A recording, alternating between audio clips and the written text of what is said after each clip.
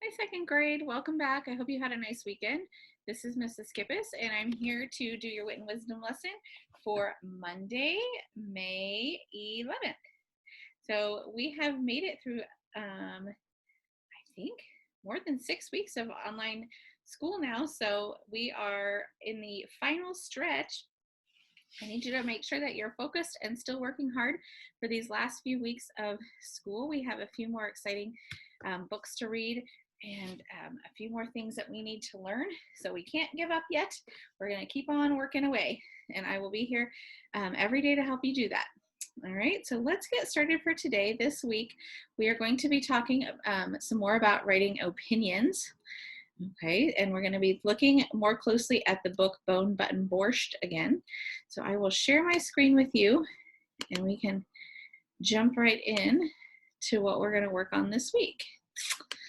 So let's see, current slide, there we go. So before we get started, you're going to just need a few things for today. You obviously need something to write with, so you need your pencil and your notebook or paper. You are going to need your Wit and Wisdom workbook if you have it. If not, you can just do it on a piece of paper.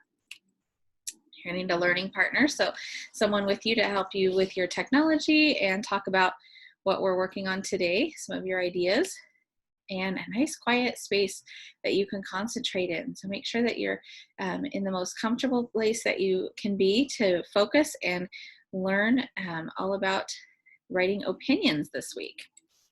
If you need any of those items, you can just press pause, go grab them, come back when you are ready to move forward.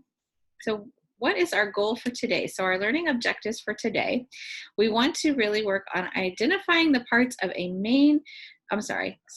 identify the parts of an opinion paragraph. So opinion, let me think about that. What is opinion? If you know what opinion is, turn to your learning partner and tell them, what do you remember is an opinion?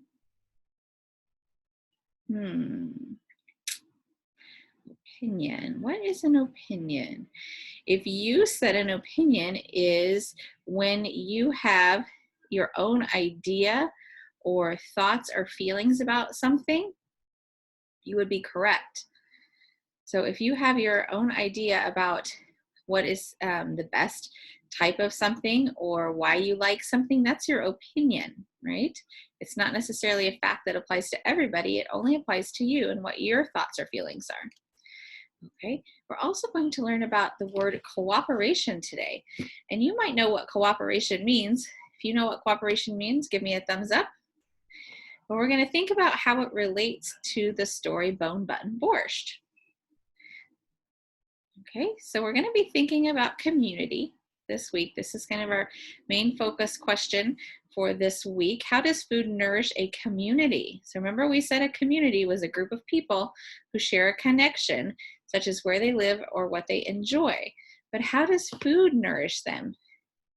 So think about some of the books that we've read so far, the Bone Button Borscht and Stone Soup, and how did the food bring that community together in ways other than just feeding them? So we obviously know that they got food, so they weren't hungry anymore, but what other ways did food help their communities? What are some of the ways that the community was nourished in Bone Button Borscht? So think about that for a second. Turn to your learning partner and share your opinion on how the community was nourished in that story.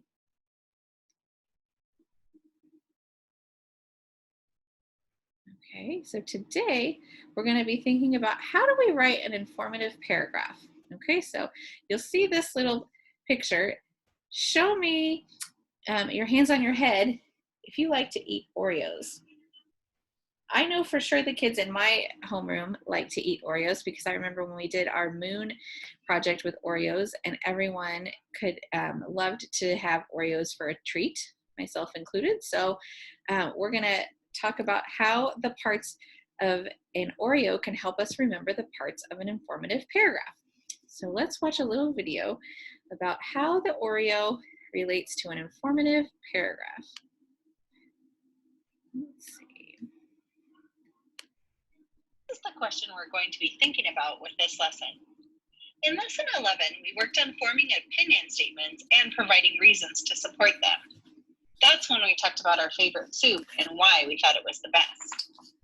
Next, we're going to learn how to write an opinion paragraph about bone, button, borscht. We will take it step by step. The first thing we need to do is examine the structure of an opinion paragraph. Here is where the most delicious paragraph structure comes in. Does this chart remind you of anything? That's right. An opinion paragraph is like a cookie sandwich. An opinion statement is the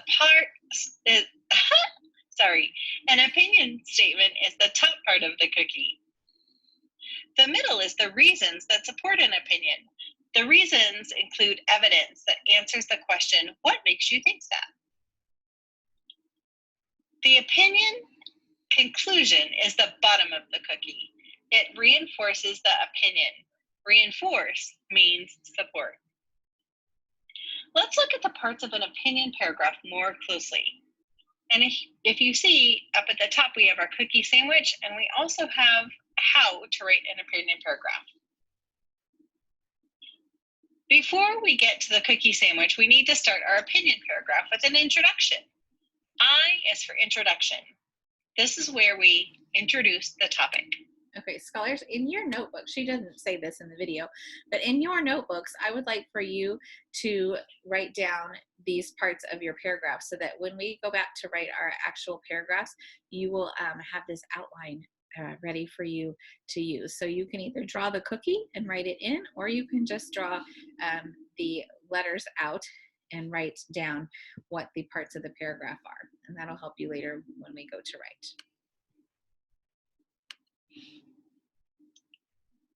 Now for the cookie sandwich. O is for opinion statement. State your opinion on the topic. R is for reason. Supply a reason that supports your opinion. E is for evidence. Provide evidence from the text for the reason. The last and final letter is O, and it is for opinion conclusion. We want to reinforce your opinion in a conclusion. Let's see what this looks like in a paragraph. This paragraph is about who faces the biggest problem at the beginning of bone, button, borscht. Remember, we thought about this in lesson 11. Let me read it to you. Actually, please read it with me. Many people face problems at the beginning of bone, button, borscht. I think the townspeople face the biggest problem. I think this is because they have become selfish. The Shama says they do not give to each other. They stay hidden in their homes. I think the townspeople face the biggest problem because they do not share. Thank you for reading that with me. Point to the screen where you see the introduction and keep your finger there. Did you find the introduction? Great work. The next letter is the letter O. Remember, this is the top part of the cookie. Put your finger on the screen where you find the opinion statement. Did you find it? Great. Way to go. Now, this time with your eyes wide open, focus on where you find the reason the writer thinks that way. Were you focusing between the stars? The reason the person shared is because the townspeople have become selfish. Next comes the E. The E stands for evidence. How many pieces of evidence did this writer include? If you said 2, give yourself a pat on the back. The evidence was the Shama says they do not give to each other, which came from the book, and they stay hidden in their homes. And that's something we saw from the illustrations. Finally, the last letter is the letter O, the opinion conclusion. This is at the bottom half of the cookie sandwich. Can you find the opinion conclusion? Stare at it. Keep looking. It's right there. Great work. Now it's your turn. With your learning partner, name the 5 parts of the delicious opinion paragraph.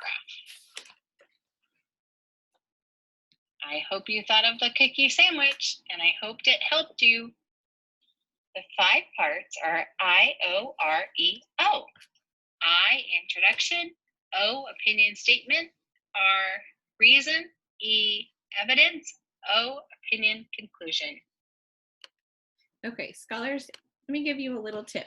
When I am writing an opinion paper, and I can always remember that it looks like an Oreo, but sometimes it's hard to remember that there is that I for introduction that comes at the very beginning. So the way that I can remember it is I think about I love Oreos. So then I remember, oh, I can make a sentence out of this. I heart Oreos. And then I remember that I for introduction. So just a little tip to help you remember. How many did you remember? If you remembered 1, say, I need more practice. I'll get it next time. If you remembered 2, say, I'm working on it.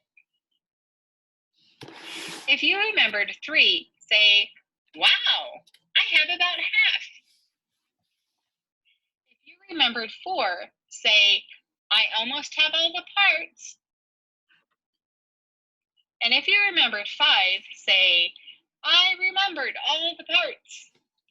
If there's any part of an opinion paragraph that you still feel unsure about or you have questions about, you can talk to your learning partner or you can re-watch this part of the video.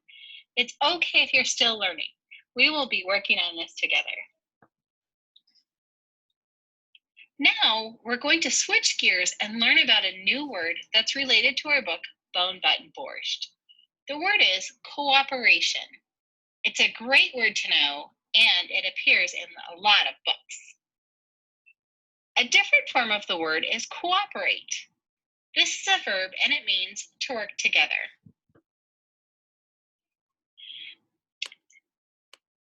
Did you know that we can get information from the back cover of the book as well? Listen for the word cooperation. One dark winter's night, a poor beggar seeks food and shelter.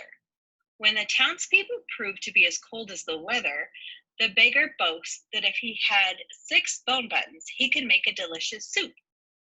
Soon, the whole town comes to watch this miracle. Before they know it, the townfolk are enjoying the best bone button borscht they've ever tasted, and have learned what can be accomplished with only 6 buttons and a little cooperation. Did you hear that word, cooperation? What do you notice about the word cooperation?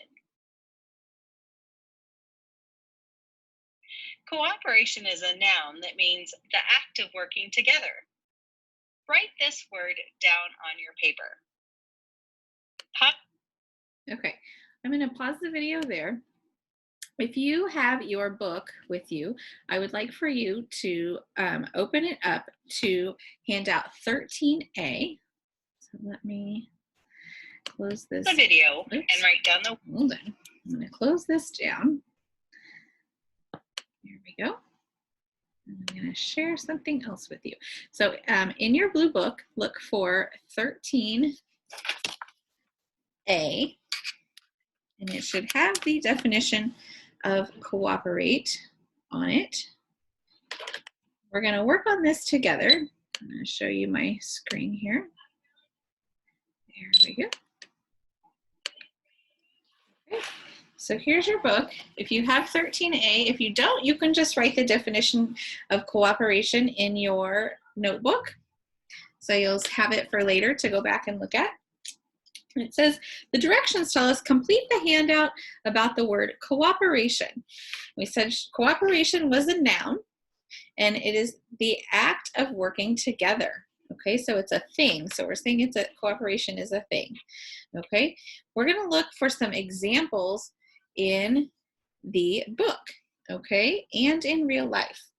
All right, so on your own, I want you to think about what are some examples in real life of when we cooperate with someone.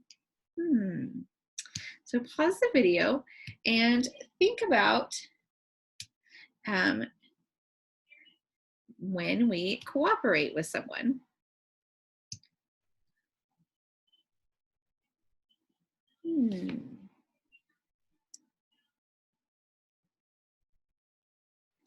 Okay, so in real life, we might cooperate with someone when we play a sport as a team, right? That might be a good example. I have to work together with other people on my team and cooperate in order to be successful, right? That's just one example. Maybe you can come up with another one to add to our list. See if you can come up with one more example on your own. Now, I want you to think about when we say non-examples, so what is an example of not cooperating? Think about that with your learning partner and pause the video and write down something that you think is not an example of cooperation.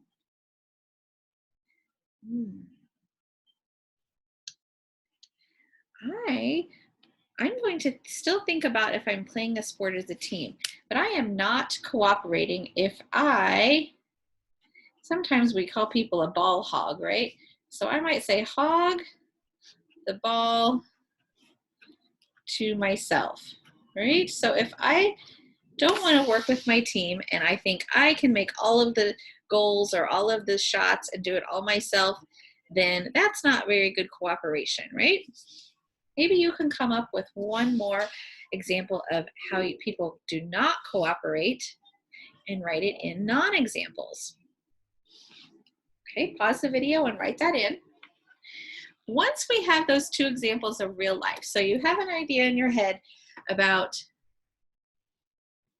how we can cooperate in our daily lives, right? Okay, how about in our book?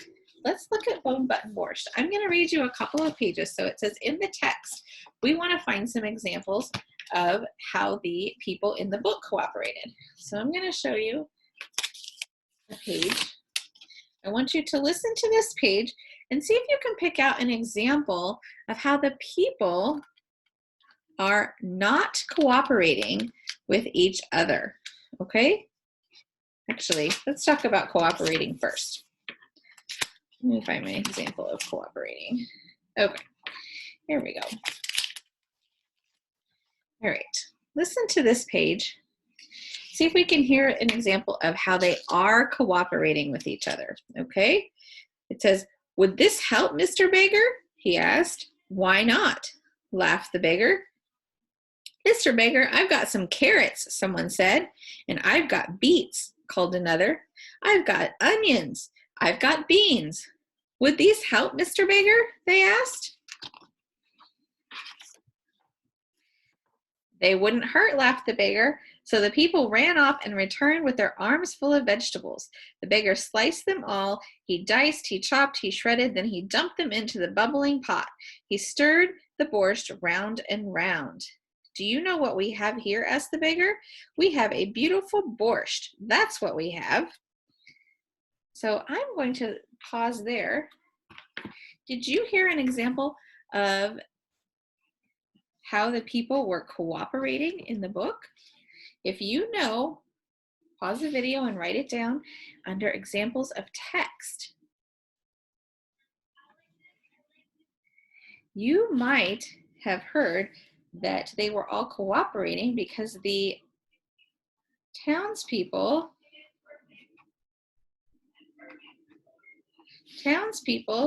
shared food to add to the soup, right? So everybody went and got an ingredient that they might have had at their house to share to make the soup taste even better than it did before. Okay, let's see if we can find one more example of maybe how they were cooperating. Okay, so listen to this page. Read along with me. They said, the years passed. One by one, the baker's bone buttons were lost. But this is a strange thing, a wonder perhaps. The townsfolk learned they didn't really need the buttons. They learned to make borscht without them, and they learned to help one another without borscht, even in hard times. That was the real miracle the beggar left behind. Oh, look, even in the picture, we can see they're all standing here holding hands, right? So how did they learn to cooperate in this example? Pause the video and write down your example.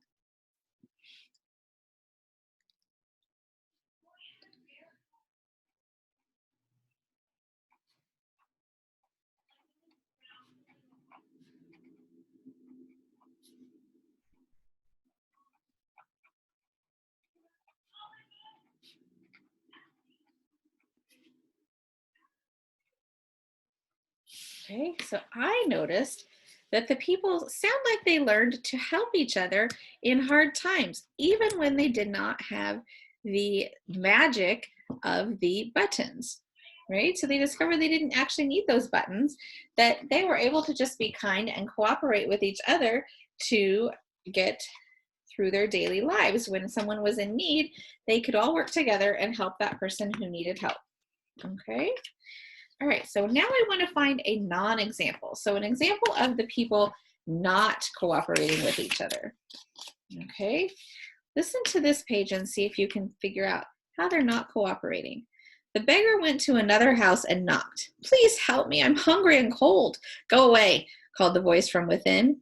Just let me in for a few minutes even. No, go away. So the beggar moved on from house to house and door to door, but no one would help him. What is wrong with these people, he wondered. Oh, look, even their houses are all kind of dark and cold looking. Can you come up with an idea of how they were not cooperating from that page?